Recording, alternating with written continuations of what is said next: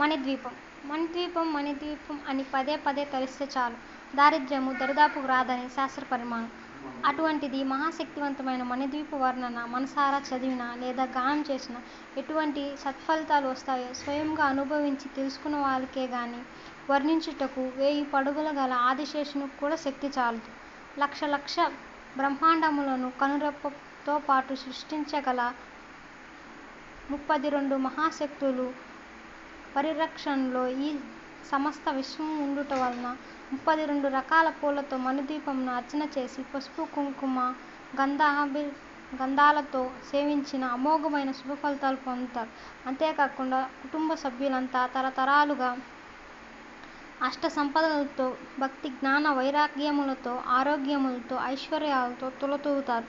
యోగులు సిద్ధులు జ్ఞానులు మహాభక్తులు జన్మ తరించి